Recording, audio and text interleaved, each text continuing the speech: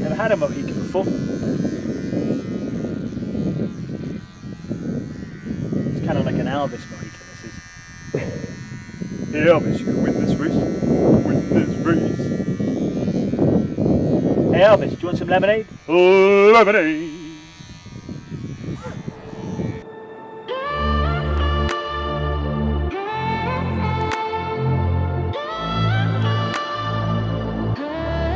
Okay, so I wanted to have a chat. It's quite a big thing to chat about.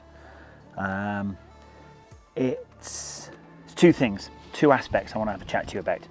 One is about stand-up paddleboarding, and two is about world records. If I start with stand-up paddleboarding is, in the last 2 to 3 years in Great Britain, has gone. It's one of the most popular sports, and with anything that comes in like that, it's at least a 10-year thing, And as people find out their little niches, whether it be surfing, whether it be recreational paddling, whether it be racing, whether it be expedition paddling, whatever it might be, as people find that, they buy different boards and kit and adventure out, and it's fabulous, it's fantastic. And this is why I'm doing this challenge, because I love SUP. But there's an issue in that there isn't a stand-up paddleboard governing body. And in my world of sport and PE teaching and having so much to do with governing bodies over the last 3 decades, really, it worries me that stand-up paddleboarding hasn't got a governing body. Now, I'm not doing this as a political, please support this person or that person. I just think it's something that we really need to start talking about seriously to get a governing body. If you've got a governing body, they can regulate, they can work with all the other authorities to make sure that paddleboarders are safe, paddleboarders are doing the right thing. And at the minute, because we haven't got a governing body, we've got manufacturers stepping a little bit into the breach. And I've seen some absolutely shocking information from manufacturers, and I mean major manufacturers, saying the wrong stuff to people because they haven't got, their intentions, I'm sure, are good, but they're getting it wrong. And I saw one just the other day on a massive post, and I thought, wow, something's got to be done here. So, and there are lots of different, we all know the different organisations in stand-up paddleboarding. I could name 5 or 6 or 7 that we just need somebody to step up, or do we need a new organisation to step up and fill the breach and become the governing body for stand-up paddleboard? It's a topic for conversation. I know lots of us have been talking about it for a long time, but it's paramount now, I think.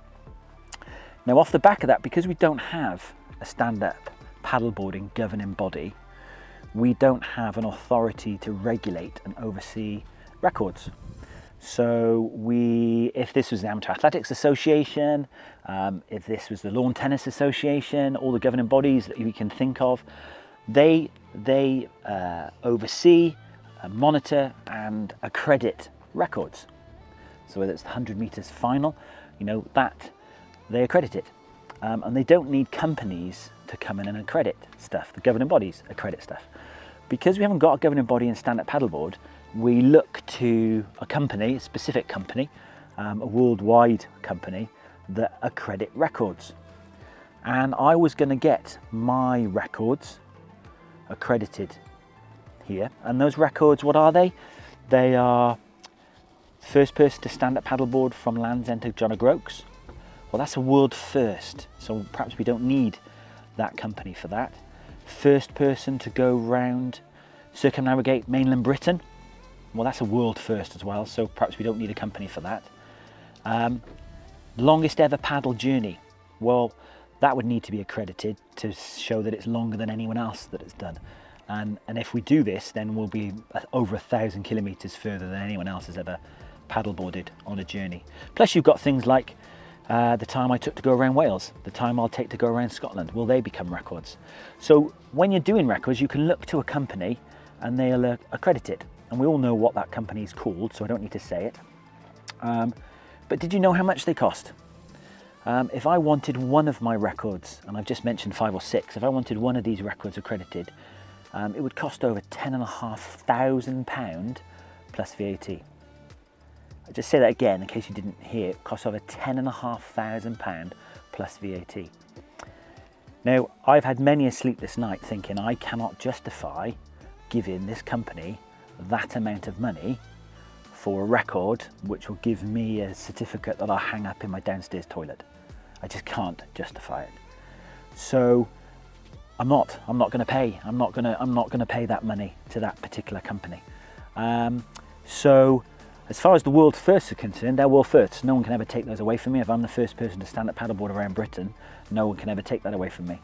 As far as accrediting what I'm doing, I've got an independent timekeeper and monitor of my daily journeys through GeoTracks, and that information gets all sent to them. We've got a satellite monitor and a GPS monitor on me at all times to show where I am, where I'm starting, where I'm forward, and they're collecting all the data. That's separate to me. I have nothing to do with it. I can't tamper with it in any way. They're sorting it all out, and they're totally open that if anyone wants to see any of that information, any of those files of my journey, it's there to be seen by anybody. We're not hiding anything at all, because every inch of this country we are paddling around. So I wanted to share that with you, because the money we save from not paying this company, we can put that towards the app, and all of a sudden, you know, £10,000 can add 10, 20 beaches to the app. So a beach near you, we can actually feature on the app, and especially if it's a beach that can be slightly dangerous at low tide, high tide, or if the weather conditions change on that specific beach, we can make an app for that beach so that a kid can play it. Imagine that. Imagine going to the beach and you hand in a phone, or you say to your son, daughter, cousin, niece, grandchild, whatever, just play this app. And they play that. They're actually playing a game. So there are 4 or 5 games that we might have for each of the beaches. They play a game and it's scored, and they can challenge somebody else, and they can send that game that they just think they've done really well at to a mate to see if their mate can beat them. Imagine a game like that, a gamified activity for the beach, so it resembles the exact beach that they all go into to visit, and they've played the game, so they know where the rip is. They know what happens if the tide is going out, coming in, moving left or right. They know what happens on low tide, where the waves break. All the information that they might need to know to stay safe is all in that app, that game. And if we didn't pay this company, then we can add so much more to the app. And I can't sleep at night knowing that, oh well, great, I've got a certificate in my downstairs toilet, but I didn't have enough money to buy those extra beaches, to add those extra beaches at this phase. And we're only on phase 1, phase 2 of the app, but we could do that. We could do that, and that'll make a real difference. And if one child, you know, plays that game and stays safe on that beach, it's far better than a certificate in my downstairs toilet. So I wanted to share that with you. It's a big deal. I've been thinking about it for a while. What makes something official? That's really interesting, isn't it? I'm doing an official world record. I need governing bodies to step in. I need organisations to step in. I need the 5 or 6 organisations that are trying to govern in their own way and own aspects of stand-up paddleboarding to step in and say, yeah, well, we'll accredit that. Because I've actually got a few companies that are willing to accredit it as separate identities. But are the organisations involved with stand-up paddleboarding willing to do that? You know who those organisations are. Key aspects, and they do so much good in our sport at the minute, but we need them to either be unified or come from the same direction or sing from the same song sheet, or one of them to become a governing body, and they can accredit things like what I'm doing, which is obviously a world first in so many ways.